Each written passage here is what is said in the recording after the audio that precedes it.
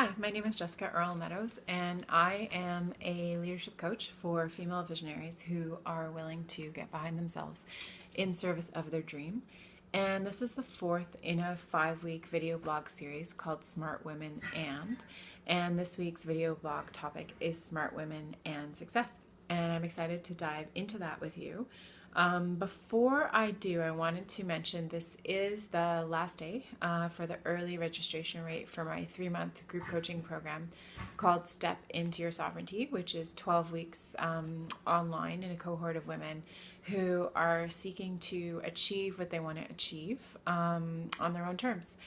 And this week's this week's video blog topic on Smart Women and Success really relates to the theme of goal attainment. When I think of success, I think of goal attainment.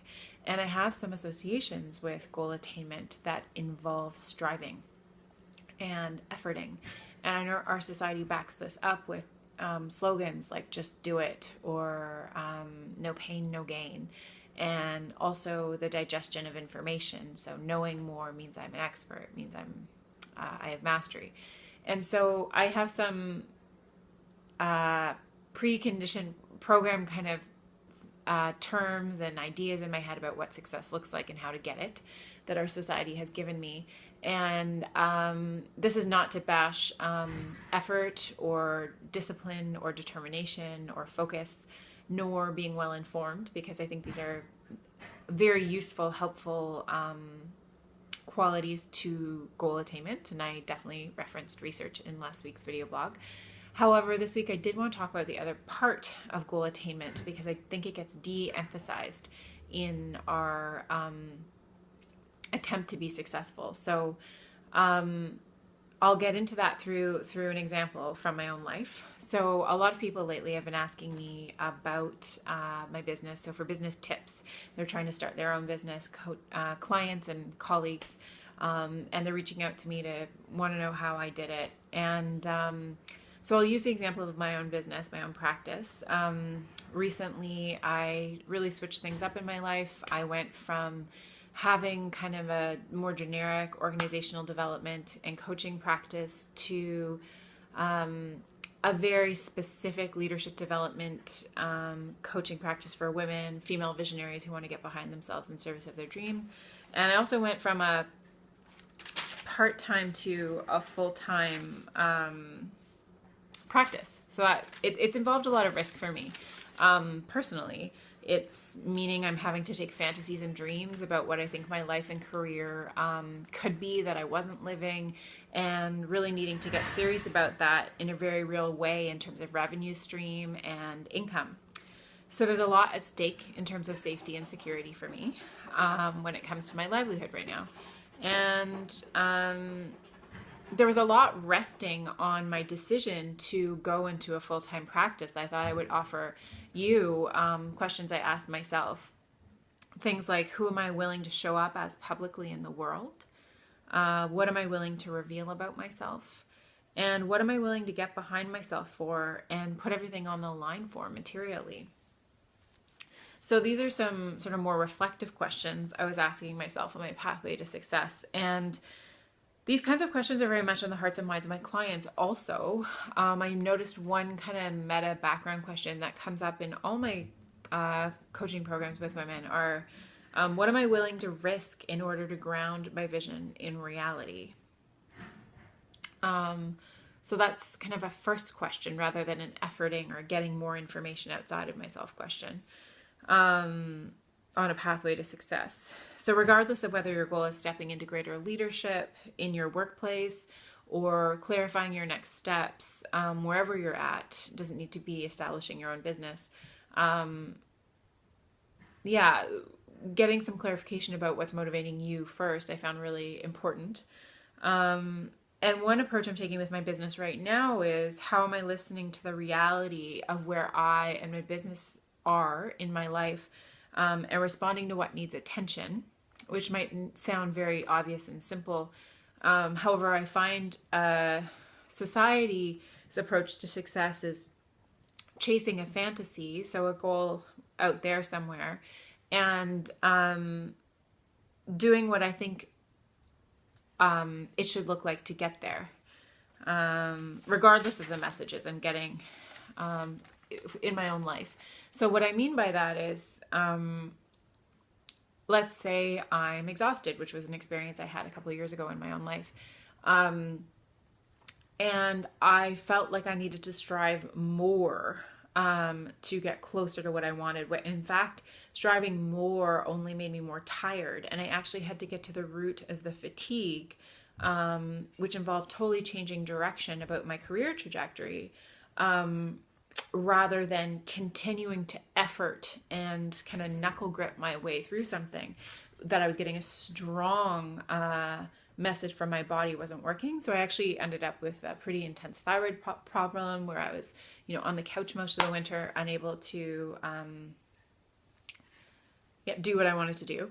So these are kind of non-linear ways of checking in with success. I know in my case, safety and security was really important to me. So I wanted conventional success so that I didn't have to risk the fear that came with not feeling safe, with risking self-expression or exposure, going out on a limb and really defining what it is I wanted to offer, who I am in the world, and having my safety and security come from that place felt scary. So I wanted to avoid it. And my body ultimately forced me in that direction by telling me, you're not going to have any energy moving in the direction of conventional success, and you're going to have to go this other way, which will allow you to have energy. So ultimately stifling my self-expression didn't allow for my success, and I really needed to go the route of listening and surrendering to my own fatigue in order to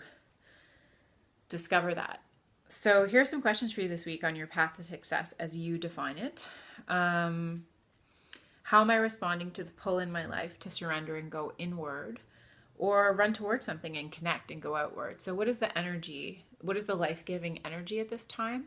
And what is the depleting energy that I need to move away from? And do I need to go in a completely different direction or take an entirely different approach to do that? Is there something around self-image where I need to update or surrender who I think I am or was and who I'm comfortable being? So, who am I afraid to be or expose myself to be in the world? Are there comfortable blind spots that don't serve me anymore? Is there a strength that I am hiding or keeping hidden that if came forward would be an approach to success that I'm not using? How am I willing to step up and show up for my creative process? So to be serious enough about about what I want to see happen, that I'm willing to clear the decks in my life. So clearing the decks in my life is unique to you. It could look like stopping that habit of always checking in with people socially when I could be creating space for the dream I want to see happen. So saying no more often to social obligations or requests. More broadly, women in general have an issue saying no. So even though that's a stereotype, you can also check in your own life, do I need to slow the pace of saying yes to requests? Do I need to create some criteria around what requests I respond favorably to? And does that need to be a practice for me? In my case, it was the larger no of actually quitting my part-time job as a manager so I could get behind my coaching and consulting practice full-time. So I don't know what that looks like for you.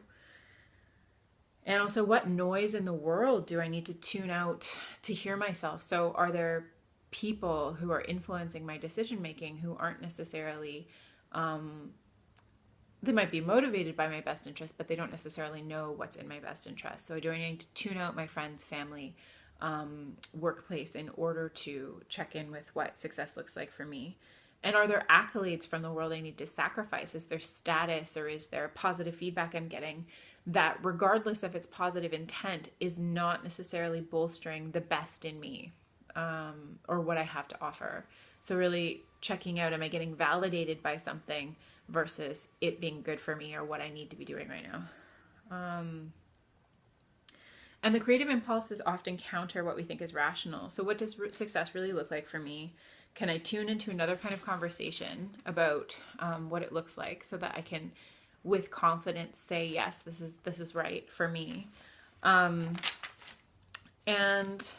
does success look like surrendering control about how my life should look and the conventional path to get there?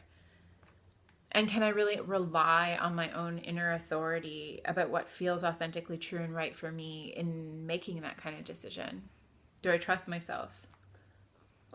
And the last question I'll leave you with is, can success look like allowing or permitting something rather than going after something and trying to get it or achieve it? Is it about receiving something, letting something in, letting something come through me that I've been keeping on the back burner because it actually feels scary or unsafe. And I've been keeping myself small or contracting rather than stepping into it and letting it happen. So those are my questions for this week. And thanks for watching my video blog. As always, I really appreciate your comments below the video blog on the blog page. It builds community, helps me know where you're at, how you're receiving these, and really helps me for future content. So really appreciate it. And also, please check out my Step Into Your Sovereignty program. This is the last day for early registration. Again, the link's below. And also subscription. If you're not already subscribed to my newsletter, please do that below. And you will receive monthly newsletters in your inbox on all things transformative, provocative, and female.